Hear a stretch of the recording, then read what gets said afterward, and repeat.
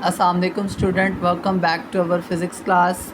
आज हम radio active decay और उसके साथ साथ दूसरा टॉपिक न्यूक्लियर रिएक्शंस को कम्प्लीटली जो है वो स्टेप बाय स्टेप कॉन्सेप्ट के साथ सीखेंगे। तो वक्त को ज़ाया किए बगैर लेक्चर को स्टार्ट करते हैं, लेकिन फ़र्स्ट आपसे एक रिक्वेस्ट है कि अगर चैनल पे नए हैं तो चैनल को सब्सक्राइब कर लें, बेल आइकन पे क्लिक कर लें ताकि आने वाली तमाम न्यू वीडियोस का नोटिफिकेशन आप तक पहुंच सके। तो वीडियो को स्टार्ट कर लेते हैं। सबसे पहले बेटा देखिए हमारे पास है रेडियो एक्टिव डिके। टॉपिक का नाम है रेडियो एक्टिव डिके। इससे प्रीवियस वीडियो के अंदर बेटा मैं आपको बता चुका हूँ शॉर्ट क्वेश्चन के अंदर रेडियो एक्टिव डिके क्या था। तो सिंपल रेडियो एक्टिव डिके वो प्रोसेस है जिसमें अनस्टेबल एटम रेडिएशंस रिलीज़ करते हैं ताकि वो स्टेबल हो सकें। ठीक है, ये रेडिएशन अल्फ़ा की फॉर्म में भी हो सकती हैं, बीटा की फॉर्म में भी हो सकती हैं और उसके साथ साथ गैमा की फॉर्म में भी हो सकती हैं।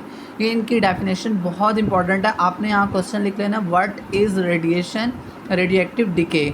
यहाँ से लेकर आपने यहाँ तक इसका आंसर लगा लेना है। तो देखें, radio active decay is the process in which unstable atom release radiation. Radio active decay ऐसा प्रोसेस है जिसके अंदर एटम अनस्टेबल एटम जो होते हैं वो एनर्जी रिलीज़ करते हैं, रेडिएशन रिलीज़ करते हैं टू बिकम स्टेबल होने के लिए। This radiation can be into the form of particles like alpha and beta. ये रेडिएशन जो है वो अल्फ़ा और बीटा दोनों की फॉर्म में हो सकती हैं और वेव्स से मुराद गैमा रेज़ है। ठीक है, तो गैमा रेज़ की फॉर्म में भी हो सकती हैं। ठीक है, ये बहुत इंपॉर्टेंट सवाल है, इसका आंसर आपने यहाँ से यहाँ तक कर लेना है। होपफुली अब आपको ये क्लियर हो गया होगा। तो स्टूडेंट एक सवाल, एटम रेडिएशन रिलीज़ ही क्यों करते हैं ना?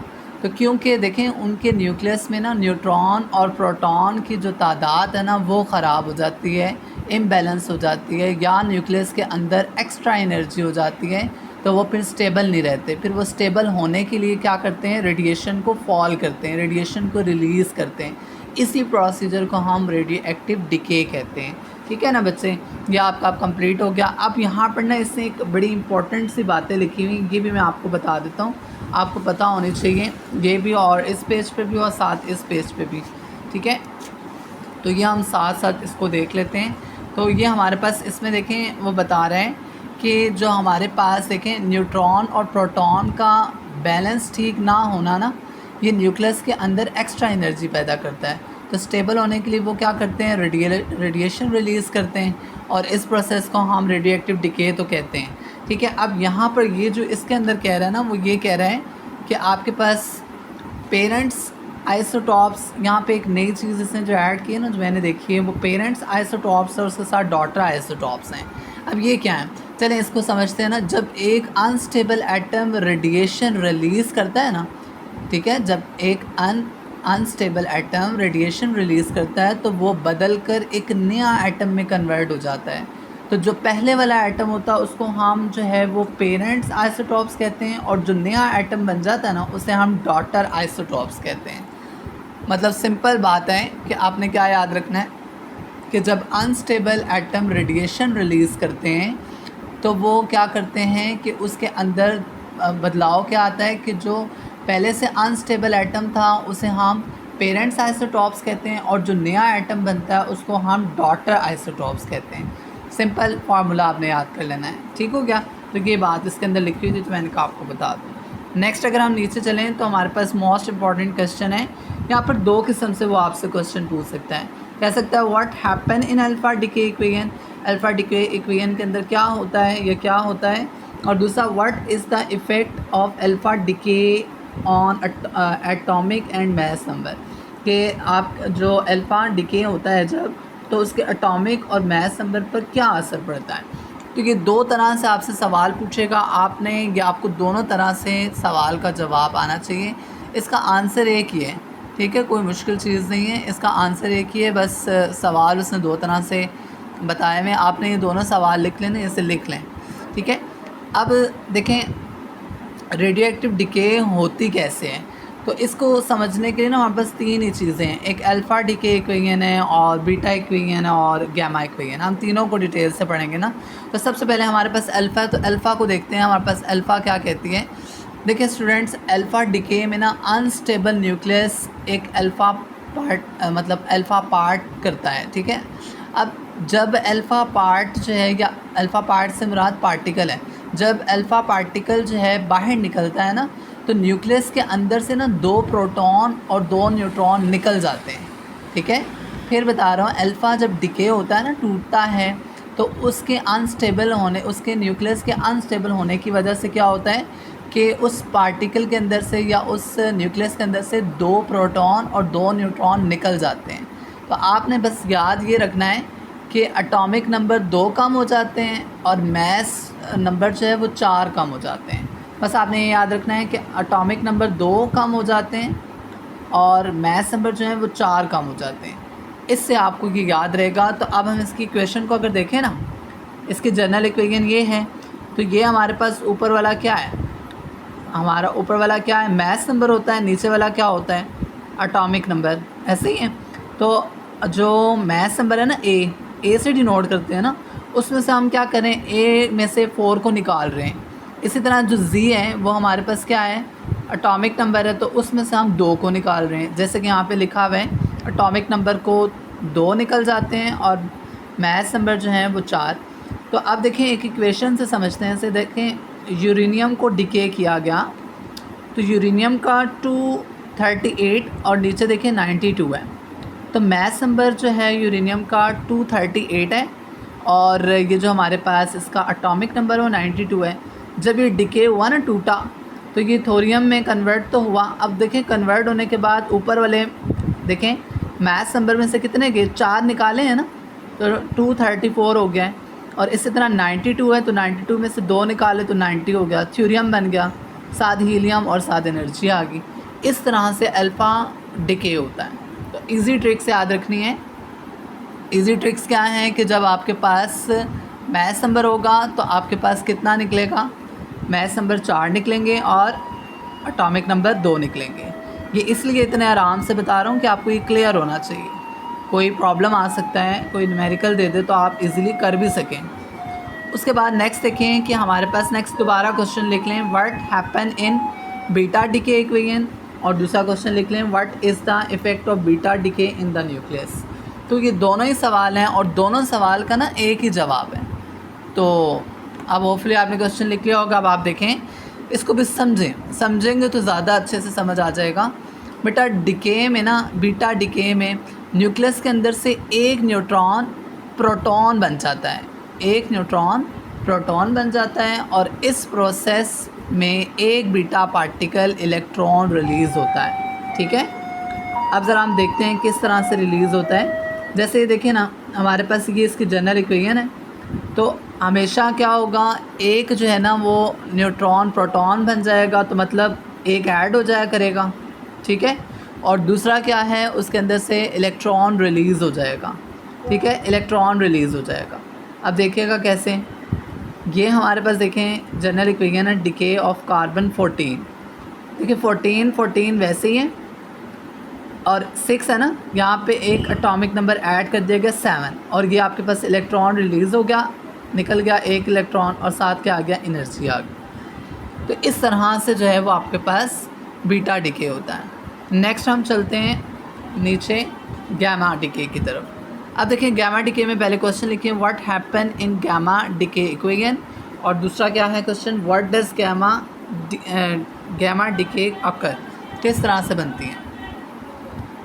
चलें, आप क्वेश्चन आपने मेरा ख्याल है लिख लिया है, तो फिर नेक्स्ट इसमें समझ लेते हैं। देखिए जो हमारे पास गैमा डिके होता है ना, गैमा डिके जब भी वो होती है ना, गैमा डिके होता है, ठीक है, तो तब न्यूक्लियस के अंदर सिर्फ एक्स्ट्रा एनर्जी होती है ना, और वो उस एनर्जी को बाहर निकालना चाहता है, तो इसलिए वो गामा रेज़ की रिलीज़ करता है। मतलब गैमा रेज़ इसलिए रिलीज़ होती हैं जब एक्स्ट्रा एनर्जी हो, ठीक है, तो इसको रिलीज़ करता है in the form of gamma ray. तो सबसे इम्पॉर्टेंट बात इसमें ये है ना, ये कहता है कि इसके अंदर ना तो प्रोटॉन रिलीज़ होते हैं, ठीक है, ना आपके पास न्यूट्रॉन, ठीक है, ना ही आपके पास बीटा कन्वर्ट होता है, कोई प्रोटॉन में ना प्रोटॉन कन्वर्ट होता है बीटा में, ना बीटा रिलीज़ होता है, सिर्फ एनर्जी रिलीज़ होती है। क्या रिलीज़ होती है, सिर्फ ओनली एनर्जी रिलीज़ होती है। तो इसीलिए इस पर no change, no mass change, no atomic number change, कोई भी चीज़ तब्दील नहीं होती, ठीक है ना, without changing the number of proton and neutron. अब यहाँ पर देखें ना, जैसे इक्वेशन देखें यहाँ पर, इस एग्जांपल से समझाने की कोशिश की है। 60, 27, 60 और 27 देखें ना, कोबाल्ट 14 था और 60 था। देखें टूटने के बाद भी वैसे ही बस एक एनर्जी रिलीज़ कर गया, गैमा एनर्जी रेज आई हैं बस, और कुछ भी नहीं हुआ। तो होपफुली अब आपको ये चीज़ क्लियर होगी। तो अगर हम नीचे ना यहाँ पर उसने जो है वो एक क्वेश्चन मैंने यहाँ लिखा हुआ है, what do you radio active decay equation represent, कि आप जो है वो radio active decay equation represent क्या करती है, क्या रिप्रेजेंट करती है। तो आपके पास ना सिंपल आपने याद रखना है कि जो रेडियो एक्टिव डिके होता है ना इक्वेशंस, वो सिर्फ ये शो करती है कि अनस्टेबल एटम्स जो है रेडिएशन रिलीज़ करते हैं, और क्यों करते हैं, स्टेबल होने के लिए। ठीक है, तो फिर वो क्या करते हैं, एनर्जी रिलीज़ करने के बाद वो स्टेबल हो जाते हैं। ये आपने याद रखना है, बस इतना से याद रखना है, अनस्टेबल से स्टेबल रिलीज़ हो जाता है। यहाँ से यहाँ तक आपने इसका जवाब लिख लेना। एक इसके अंदर मोस्ट इम्पॉर्टेंट जो है ना, वो इन्होंने एग्ज़ाम्पल दी हुई है, ये मैं आपको यहाँ से समझाता हूँ। देखें यहाँ पर ना उसने ये इक्वेशन आपको ये देखें लिखा, find the atomic mass and atomic number the nuclei that come after the alpha decay. अब कह रहा है अल्फ़ा डिके हुआ यूरेनियम का, और उसका आपने एटॉमिक नंबर भी बताना है, एटॉमिक नंबर भी बताना है, और एटॉमिक मास भी बताना है। ठीक है, कौन सी डिके हुआ है, अल्फ़ा डिके हुआ है ना। और अल्फ़ा डिके में हमने रूल याद किया था, वो क्या था कि 4 जो है वो मास नंबर निकलते हैं और 2 आपके पास क्या निकल जाते हैं, एटॉमिक नंबर। ठीक है, तो यहाँ पर देखें हमारे पास यूरेनियम 238 था, मैंने यूरेनियम 238 लिखा, और उसका मुझे पता है कि एटॉमिक नंबर 92 होता है। ठीक है, तो अब यहाँ से मैंने क्या किया कि 4 ऊपर मैस नंबर में से, 4 नंबर में से मैस नंबर में से मैंने क्या किया, 4 निकाल दिए, जैसे रूल के मुताबिक मैस नंबर 4 निकलते थे ना। तो 238 में से मैंने 4 निकाल दिए, तो क्या बचा 234, और 92 में से 2, एटॉमिक नंबर में से कितने निकालते थे, 2, तो 2 निकाले तो 90 बचा। ठीक हो गया ना, हीलियम अल्फ़ा और साथ एनर्जी रिलीज़ हो गई। तो ये इक्वेशन थी, और इसके आप लिख सकते हैं कि एटॉमिक नंबर क्या आया आपका 234, और मास नंबर कितना आ गया 90। क्योंकि इतनी सी छोटी सी एग्जांपल थी। नेक्स्ट हम चलते हैं, हमारे पास नया जो टॉपिक है वो हमारे पास क्या है, न्यूक्लियर रिएक्शन। कि हमारे पास ये न्यूक्लियर रिएक्शन क्या होता है, अब इसको समझते हैं ज़रा स्टूडेंट। अब हम चैप्टर के ना बहुत इंटरेस्टिंग और बहुत इंपॉर्टेंट टॉपिक पर आए हुए हैं, ये याद रखें। सबसे पहले आप यहाँ क्वेश्चन लिखें, व्हाट आर न्यूक्लियर रिएक्शन। देखिए न्यूक्लियर रिएक्शन वो रिएक्शन होते हैं जिनमें एटम की न्यूक्लियस के अंदर चेंजेस होती हैं, और उनकी चेंजेस की वजह से नए एलिमेंट्स बनते हैं, और एनर्जी रिलीज़ होती है और एब्जॉर्ब होती है। इन्हें हम क्या कहते हैं, न्यूक्लियर रिएक्शंस कहते हैं। ठीक है, जैसे nuclear reactions involve changes in the nucleus of an atom, atom की न्यूक्लियस में तब्दीलियाँ आती हैं, leading to the transformation of element, और एक नए एलिमेंट्स बनते हैं, ट्रांसफॉर्म होते हैं, एंड द रिलीज़ और एब्जॉर्ब ऑफ एनर्जी। कुछ एनर्जी रिलीज़ हो जाती है और कुछ एनर्जी जो है वो एब्जॉर्ब होती है। ठीक हो गया ना, तो आपने यहाँ से लेकर यहाँ तक इसका आंसर लगा लेना है। उसके बाद बेटा अगर हम सोचें तो आपने ये याद रखना है कि ये हमारे पास कोई केमिकल रिएक्शन नहीं है, जहन में रखना है कि ये हमारे पास कोई केमिकल रिएक्शन जैसी नहीं होती। केमिकल रिएक्शन में सिर्फ इलेक्ट्रॉन पार्टिसिपेट करते हैं, लेकिन न्यूक्लियर रिएक्शन में न्यूक्लियस चेंज होता है, ये डिफरेंस याद रखना है।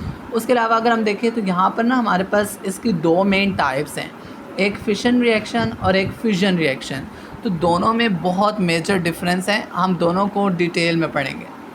सबसे पहले आ रहा है फिशन रिएक्शन, या इसे हम कहते हैं न्यूक्लियर फिशन रिएक्शन। ठीक है, ये फिशन है और ये फ्यूजन है, ये आपने दोनों में फ़र्क याद रखना है।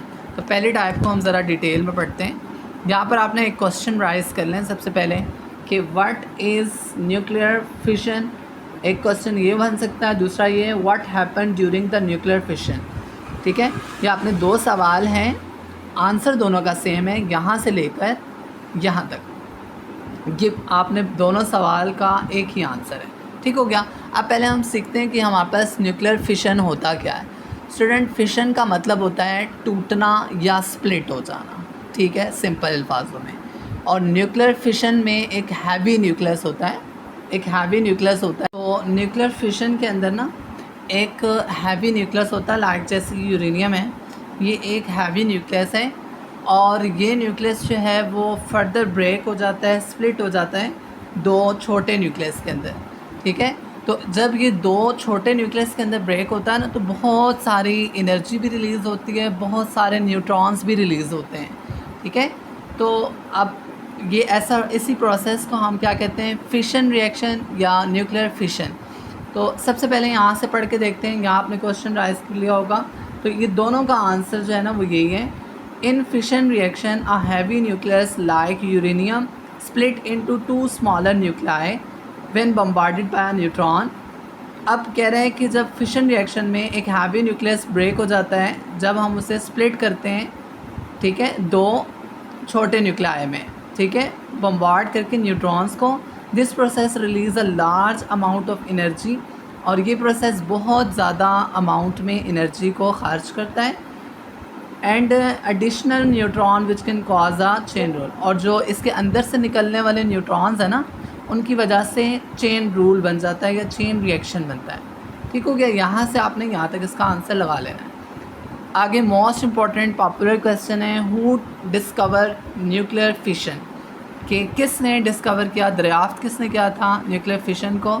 और दूसरा क्वेश्चन यहाँ पर लिख लें, व्हाट इज़ चेन रिएक्शन, ठीक है। तो आपने पहले इसके आंसर लगा लें।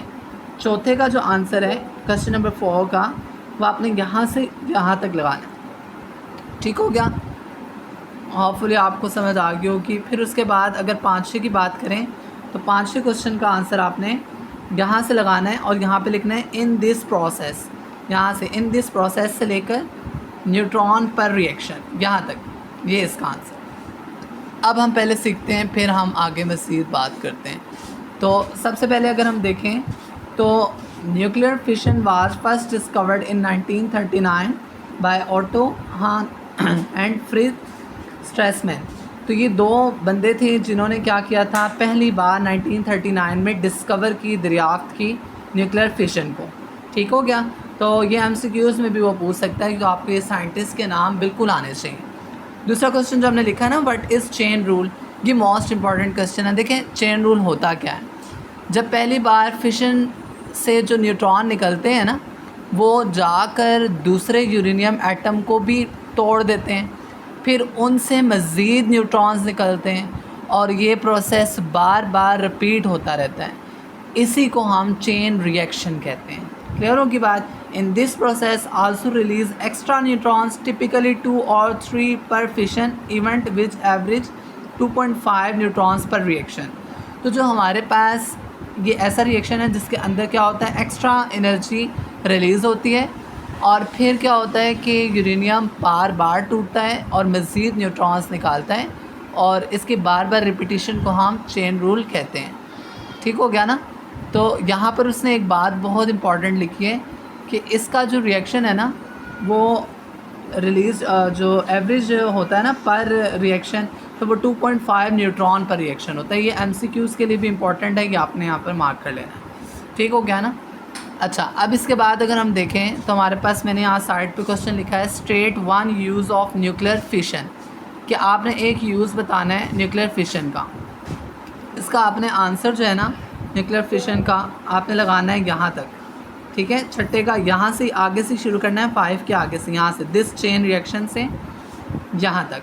ठीक हो गया। आप देखें कि हमारे पास स्टूडेंट न्यूक्लियर फिशन का सबसे इम्पॉर्टेंट यूज़ जो है ना वो यहाँ न्यूक्लियर पावर प्लांट में हो रहा है। ठीक है, क्यों, यहाँ हम इलेक्ट्रिसिटी जनरेट करते हैं। ठीक है, किताब में ना एटॉमिक बॉम्ब का भी लिखा हुआ है। ठीक है, तो एटॉमिक बॉम्ब के बजाय आप जो है ना वो ज़्यादा एग्ज़ाम में न्यूक्लियर पावर प्लांट को लिख देना, वो ज़्यादा बेहतर रहेगा। ठीक है, खैर ये भी लिख सकते हैं, लेकिन आप न्यूक्लियर पावर जनरेशन प्लांट का लिख लें, वो ज़्यादा बेहतर है। ठीक है, तो आपने यहाँ से यहाँ तक इसका निशान लगा लेना। नेक्स्ट क्वेश्चन देखें, why is the large amount of energy release in nuclear fission, के लार्ज अमाउंट ऑफ एनर्जी क्यों रिलीज़ होती है फिशन के अंदर, फिशन रिएक्शन के अंदर। तो ये देखें, इसका जवाब ये है कि जब यूरेनियम टूटता है ना, तो इतनी ज़्यादा एनर्जी क्यों निकलती है, जब ये फिशन के बाद प्रोडक्ट की टोटल मास होती है ना, फिशन जब रिएक्शन हो जाता है तो उसके बाद जो टोटल मास होता है ना, वो ओरिजिनल यूरेनियम के मास से थोड़ी सी कम होती है। ये जो थोड़ी सी मास कम होती है ना, यही एनर्जी में कन्वर्ट हो जाती है, इसीलिए बहुत ज़्यादा एनर्जी रिलीज़ होती है। इसी कॉन्सेप्ट को हम मास से एनर्जी में तब्दीली भी कहते हैं, मास से एनर्जी में कन्वर्ट होना भी कहते हैं। ठीक हो गया ना? तो इसका answer, in this fusion reaction the total mass of product is slightly less than original heavy nucleus. क्या होता है कि जो न्यूक्लियर फिशन रिएक्शन होता है तो उसमें टोटल जो मास होता है ना प्रोडक्ट का, वो कम हो जाता है थोड़ा सा ओरिजिनल हैवी न्यूक्लियस से। तो this lost mass is converted into the energy. यही जो लॉस्ट होता है ना मास का, वो कन्वर्ट हो जाता है एनर्जी में। रिलीजिंग अमाउंट इसकी कितनी होती है ये भी आपको पता होनी चाहिए, इंपॉर्टेंट बात है। 200 मेगा इलेक्ट्रॉन वोल्ट होती है पर फिशन इवेंट। एक जब रिएक्शन होता है तो उसके अंदर 200 मेगा वोल्ट जो है ना वो एनर्जी रिलीज़ हो जाती है। ठीक है, which is greater than energy from the chemical reaction. ये केमिकल रिएक्शन से बहुत ज़्यादा एनर्जी होती है। ठीक हो गया? अब यहाँ तक ये आपको मेरा ख्याल है होपफुली समझ आ गया होगा। तो इसका जो है वो फिर आपने जो है एक आपको एग्जांपल भी उसने यहाँ पर समझाई हुई है, बर्निंग ऑफ कॉइल वाली, ये भी मैं आपको बता देता हूँ। इसमें वो ये कह रहा है कि किताब के मुताबिक वो ये कह रहा है कि 1 किलो यूरेनियम 235, जो आपके पास 235 यूरेनियम होता है ना, न्यूक्लियर फिशन बहुत ज़्यादा एनर्जी प्रोड्यूस करती है। ठीक है, 1 किलो यूरेनियम की। तो अगर हम इसकी जगह अगर 1 टन कोयल जलाएं ना, तो उससे जितनी एनर्जी मिलती है ना, 1 टन कोयल को जलाएं, उससे जितनी एनर्जी मिलती है ना, उसके मुकाबले में बस हम 1 किलो यूरेनियम को न्यूक्लियर फिशन करवा लें ना, न्यूक्लियर फिशन रिएक्शन, तो उसके मुकाबले की एनर्जी रिलीज़ होती है। तो कहाँ 1 टन कोयल और कहाँ 1 किलो यूरेनियम। तो इसी वजह से हम जो है वो न्यूक्लियर पावर प्लांट्स के अंदर यूरेनियम का इस्तेमाल करते हैं। यहाँ पर एक क्वेश्चन लिखा हुआ है कि what is the chain reaction control in a nuclear reaction. हम चेन रिएक्शन को किस तरह कंट्रोल करते हैं न्यूक्लियर रिएक्शन के अंदर। तो रिएक्टर के अंदर ना एक्स्ट्रा न्यूट्रॉन्स एब्जॉर्ब कर लेते हैं। ठीक है, जो रिएक्टर्स होते हैं ना वो अपने अंदर ना एक्स्ट्रा न्यूट्रॉन्स को जो है वो एब्जॉर्ब कर लेते हैं। जब एक्स्ट्रा न्यूट्रॉन एब्जॉर्ब हो जाते हैं ना तो रिएक्शन कंट्रोल में रहती है, और इसी कंट्रोल रिएक्शन से ना हम इलेक्ट्रिसिटी बनाई जाती है जो हम अपने डेली लाइफ में बना रहे हैं। ठीक है, तो यहाँ पर इसका आंसर ना यहाँ से लेकर आपने यहाँ तक लगा लेना है। देखिए यहाँ भी पढ़ के देख लें। In nuclear reactors this reaction is carefully controlled by absorbing extra neutrons. हम क्या करते हैं कि रिएक्टर के अंदर एक्स्ट्रा न्यूट्रॉन को एब्जॉर्ब कर लेते हैं, allowing the energy to be use safely for the power generation. और जब एक्स्ट्रा न्यूट्रॉन्स एब्जॉर्ब हो जाते हैं तो इस रिएक्शन को कंट्रोल मतलब हम कर लेते हैं, और इस कंट्रोल से ही हम क्या बना रहे हैं, इस एनर्जी से ही हम इलेक्ट्रिसिटी बना रहे हैं, पावर जनरेशन कॉज कर रहे हैं। ठीक हो गया? नेक्स्ट अगर हम नीचे चलें तो हमारे पास मोस्ट इम्पॉर्टेंट ये भी टॉपिक है न्यूक्लियर फिजन। अब ये न्यूक्लियर फिजन जो है वो न्यूक्लियर फिशन का उलट सिस्टम है, बिल्कुल ऑपोजिट है। मतलब ऑपोजिट कैसे है? उसके अंदर क्या था कि एक हैवी न्यूक्लियस को हम ब्रेक कर देते थे 2 छोटे न्यूक्लियस के अंदर। पर अब स्टूडेंट इसके अंदर क्या होगा? ठीक है, इसके अंदर क्या है, ये समझ लें कि हमारे पास जो फिशन का मतलब होता है मिल जाना या कंबाइन हो जाना। ठीक है, फिशन का मतलब क्या होता है? मिल जाना या कंबाइन हो जाना। तो न्यूक्लियर फिशन के अंदर 2 या 2 से ज़्यादा हल्के न्यूक्लियाई मिलकर एक बड़ा हैवी न्यूक्लियस बनाते हैं, और इसी प्रोसेस में बहुत ज़्यादा एनर्जी रिलीज़ होती है, और इसे हम फिशन रिएक्शन कहते हैं। ठीक है, अब याद रखें फिशन और फ्यूजन में बड़ा फ़र्क है। स्टूडेंट ध्यान से सुने। फिशन में एक बड़ा न्यूक्लियस टूटता है और 2 छोटे न्यूक्लियस बनते हैं। ठीक है, और हमारे पास लेकिन जो फ्यूजन है उसके अंदर 2 छोटे न्यूक्लियस मिलते हैं और क्या करते हैं, एक बड़ा न्यूक्लियस बनाते हैं। तो ये डिफरेंस आपने बेटा जहन में रखना है। जब आपके जहन में होगा तो आपको कन्फ्यूजन नहीं होगी। जब 2 हल्के न्यूक्लियाई मिलते हैं ना तो वो जो नया न्यूक्लियस बनता है उसके टोटल मास पहले दोनों न्यूक्लियाई टोटल मास से थोड़ी सी कम होती है। ठीक है, ये भी आपने याद रखना है। जो मास कम होती है यानी एनर्जी में कन्वर्ट हो जाती है, इसीलिए फ्यूजन से भी बहुत ज़्यादा एनर्जी रिलीज़ होती है। ठीक हो गया? अब आपने ना यहाँ पर एक सवाल लिखना है, डिफाइन न्यूक्लियर फिजन। ठीक है, जिसका आंसर आपने यहाँ से लेकर यहाँ तक लगा लेना है। पढ़ के देखते हैं। कह रहे हैं nuclear fission is a process where two or more light nuclei like hydrogen isotopes combine to form a heavier nucleus. जो हमारे पास न्यूक्लियर फिजन होता है वो एक ऐसा प्रोसेस है जिसमें हम दो या दो से ज़्यादा हल्के से न्यूक्लियाई को मिलाते हैं, जैसे हाइड्रोजन आइसोटोप्स हैं, और उससे एक बड़ा हैवी न्यूक्लियस बना लेते हैं, releasing huge amount of energy. और वो क्या करते हैं, बहुत सारे एनर्जी रिलीज़ करते हैं। ठीक है, अब यहाँ पर क्वेश्चन नंबर 2 लिखा है why does the nuclear fusion release energy. तो इसका आंसर आपने जो है क्वेश्चन नंबर 2 का वो आपने यहाँ से लगाना है। क्वेश्चन नंबर 2 का आंसर यहाँ से लेकर यहाँ तक। ठीक है, क्वेश्चन नंबर 2 का आंसर यहाँ से यहाँ तक लगाना है। लिखा है the final nucleus is always lighter than the total mass of original nuclei. क्या कह रहा है कि जो नया न्यूक्लियस बनता है उसकी टोटल मास पहले दोनों न्यूक्लियाई की टोटल मास से थोड़ी कम होती है। ठीक है, and the lost mass turn into the energy. और जो मास कम हो जाता है ना, जो कम मास आया है वो किस लिए आया है, वो किस में कन्वर्ट हो गया है, वो एनर्जी में कन्वर्ट हो जाता है। होपफुली अब आपको समझ आ गया होगा। दूसरे का यहाँ से यहाँ तक आंसर लगा लीजिएगा। तीसरा क्वेश्चन देखें, इट इज़ वेरी आल्सो भी इम्पॉर्टेंट। देखें हमारे पास जो ये बोर्ड के हवाले से क्वेश्चंस होते हैं ना, ये अब सोचने की बात है कि इस पेज पे इतने सारे क्वेश्चन बन रहे हैं, और यकीन माने कि ये बुक बहुत ज़्यादा इन्होंने थोड़ी सी टफ बनाई है, और उसके अंदर बहुत सारे क्वेश्चन ऐसे हैं जो पिंडी के हवाले से, बोर्ड के हवाले से, ख्वाह वो लाहौर का हो, पिंडी का हो, कोई भी पंजाब का बोर्ड हो, उस तमाम बोर्ड के लिए ये इम्पॉर्टेंट है। ठीक है, जब आप कॉन्सेप्ट क्लियर करके पढ़ेंगे ना तो इंशाल्लाह ताला आपको किसी किस्म का मसला नहीं आएगा। लेकिन अगर आप कॉन्सेप्ट क्लियर बगैर ऐसे ही रट्टे मारेंगे तो फिर आपके लिए बड़े मसाइल हैं। तो नेक्स्ट आपने जो है ना क्वेश्चन नंबर 3 लिखना है, under what condition does nuclear fission occur. वो कौन सी कंडीशन है जिसमें न्यूक्लियर फिजन अकर हो जाती है, न्यूक्लियर फिजन जो है वो बनती है। देखिए फिजन में एनर्जी रिलीज़ होती थी ना, तो एक नया अच्छा इसको छोड़ें, आपको मैं एक आसान तरीके से समझाता हूँ। देखें हमारे पास न्यूक्लियर फिजन आम टेम्परेचर पर नहीं होती, ये तो आपको पता होगा, इसलिए बहुत ज़्यादा टेम्परेचर चाहिए होता है, और न्यूक्ली बहुत हाई स्पीड से मूव करना मतलब उसको करना चाहिए, हम करवाते हैं उसको तेज़ मूव, तो तब जाकर वो एक दूसरे को करीब आते हैं और कंबाइन करते हैं।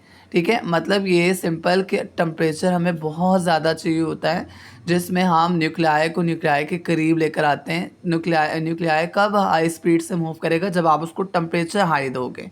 तो जब टेम्परेचर हाई दोगे तो वो एक दूसरे के करीब आ जाएंगे, एक दूसरे के मिल लेंगे, एक दूसरे के साथ हो जाएंगे, जिसकी वजह से क्या हो जाएगा, फिर वो एनर्जी में कन्वर्ट हो जाते हैं।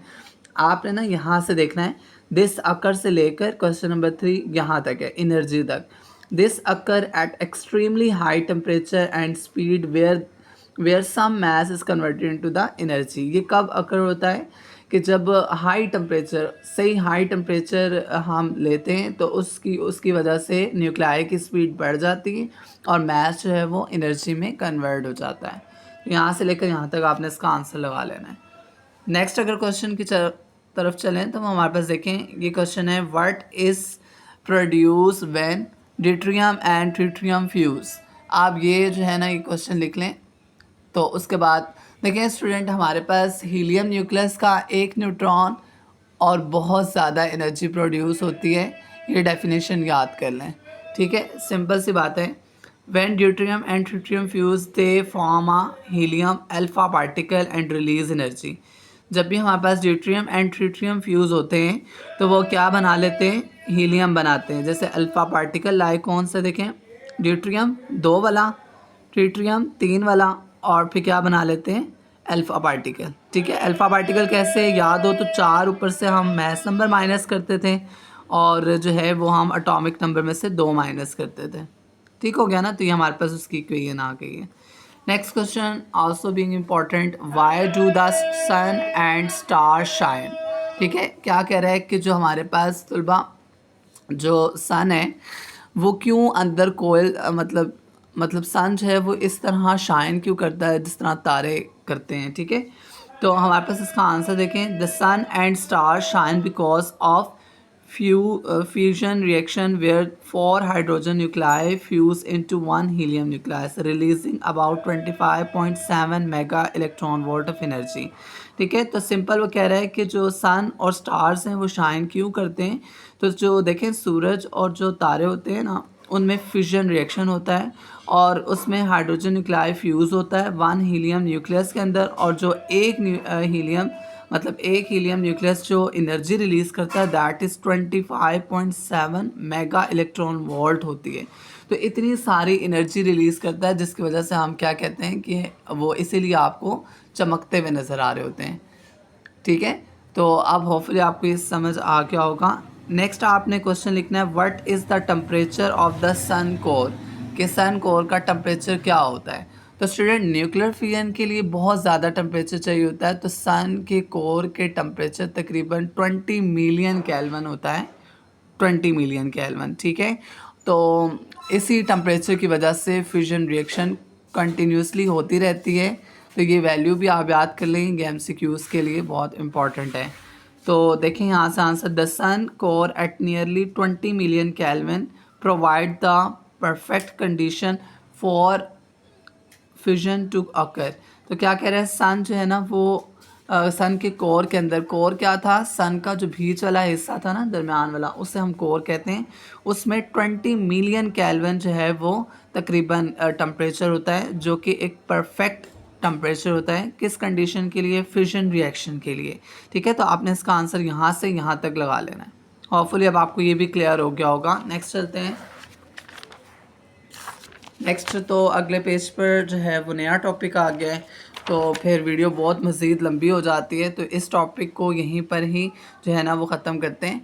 तो अगर आप चैनल पे नए हैं तो चैनल को सब्सक्राइब कर दें, लाइक कर दें, कमेंट कर दें और बेल आइकन पर क्लिक लाजमी कर लें ताकि तमाम एजुकेशनल वीडियो जो है वो आप तक उनका नोटिफिकेशन पहुँच सके।